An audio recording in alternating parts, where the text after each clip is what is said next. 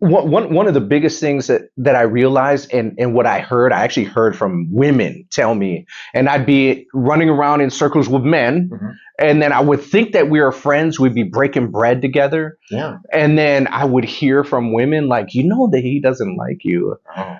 And then, so I get that part. And really it kind of always hurt me because I thought, I give people my all. And I give them the real of who I am and what it is, and then to not receive that genuineness back, it really, whew. Well, I could share something too where I could say could trigger me even more so. It's the integrity. Yeah. Where's the bro code? And typically with guys like that, there's not. There is not. Those are the nice guys that will say yes to probably any woman to take them to the airport at LAX at 5 p.m. in traffic. No, I'll do it. No problem. Because underneath they want to sleep with that woman. Yeah. Yeah. Or when it comes to like say friendships, is that there's really no say integrity with that. Like with they'll just kind of if anything, they're seeking attention. Yeah. And they typically seek it in like passive aggressive ways. 100%. And I prefer what's crazy is like, even with racism, I prefer the in your face racism. Okay. So I know where you stand. You know what I mean? And that's just, I guess, in any type of relationships that we have with people, I just prefer we just get it out on the table. Well, you mentioned the last time we talked that you said that you knew some bikers that are pretty racist. Yeah. I made money with them,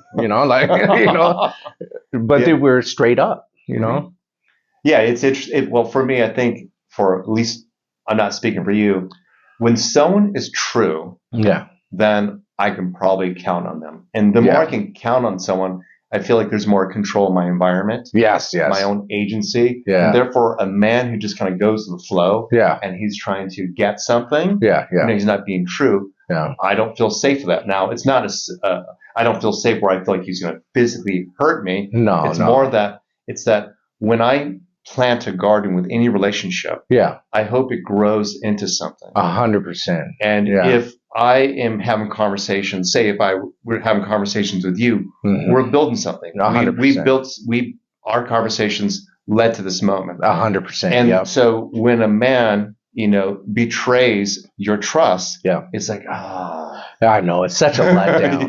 It's such a letdown. It's just not for women, because probably women are watching this going, I know what you're talking about. He went to work just an hour ago. Yeah, exactly. And it's not, and you're right, it's not just for women. And what's kind of crazy, even though like the women have relationship to their intimacy in the relationship, even with us guys, it's almost like that's what makes you feel like, God, it's really me against the world type of deal. And you really don't want to feel that way. You know what I mean? You want the camaraderie. You want to know, like you said, the bro code. You want to know that actually exists. I don't know why I'm thinking of it. I just remind me of this guy. I forgot his name, which is a good thing. When I was living in this apartment complex, and I was married, and I was technically married. Yes, we were in love, but it was kind of more a trial thing. She was from France. So I only say that because I still put on applications, whatever. I don't put divorced. I don't feel like it was. Yeah, wow. I'm sure someone's like, oh my God, he's doing something illegal. I know. He's still gangster. Yeah. But no, it's just her and I had that conversation. And we decided to get married and see how it worked out in the last like 4 years. But her name was Christelle. And there was a guy she would hang out at the complex at the pool, and Christelle had a really nice body. So I'm sure he liked hanging out with her. Oh, I'm sure he did. But I put out an album, and I remember him saying negative things, and meaning that and I asked her, I said, how does that make you comfortable that this guy's talking shit about your husband, me, your partner? Like, don't Are you okay with that? Like, what's his intention? And I know it wasn't shit. Yeah. Then I heard something else, and I said, he probably likes you. And she was like, no. He's just my friend. Sure enough, it came out. He liked her. And he was just talking shit. And this guy when I went to the print shop that he was working at, yeah. he was printing out stuff for back in the day, flyers and whatever. He was nice to my face. Yeah. So, See, that's what I'm talking about right there. Like being like trying to be cool with me and stuff like that. But underneath, still, there was some part of me felt like, dude, this isn't real. Well, also this, you're still a fucking nerd. Yeah, 100%. You're like, there's something about you I don't trust. Yeah. And I just feel like real guys will sense that. 100%. And women will too, and they'll ignore that red flag. Like, oh, maybe he's just awkward. Yeah. Maybe he's sensitive. Maybe he is awkward because he's pushed people away, or he can't handle feedback to step up. 100%. Yeah, and I think so. And I think that they feel that what we call like the distortion in their field about they're not being genuine to themselves, even because they're not able to voice how they feel or just express how they feel without fear of whatever it is that they have fear of, And even when I was learning to mature as a man, it was something that I had to be like, how to be able to stand on your own and say what you have to say, and whatever comes of that, you have to be able to take that, you know what I mean, and process it however you need to process it.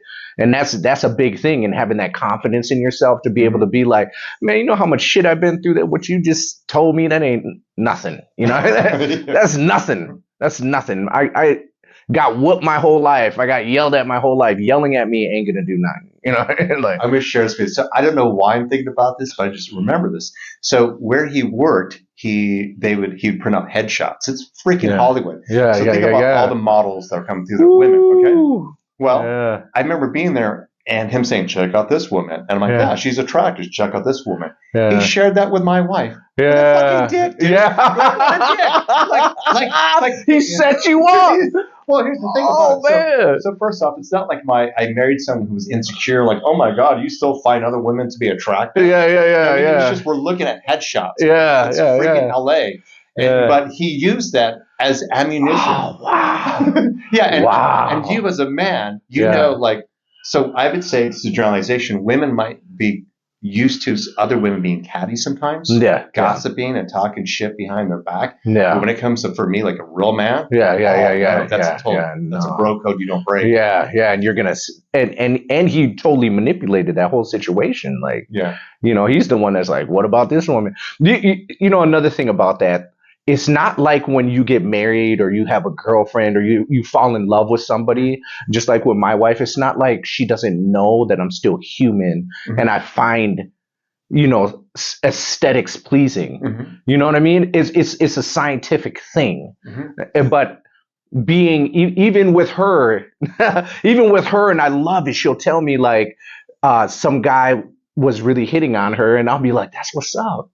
I'm glad, because that means you're attractive, Isn't it weird? When guys get insecure when other guys are looking at their woman, and I'm thinking to myself, then like what were you thinking? Do you think just because you took her off the market, guys are gonna like all of a sudden become blinders? There's no way. And if they're not looking at her, you might want to reconsider what's going on. That's hilarious, dude.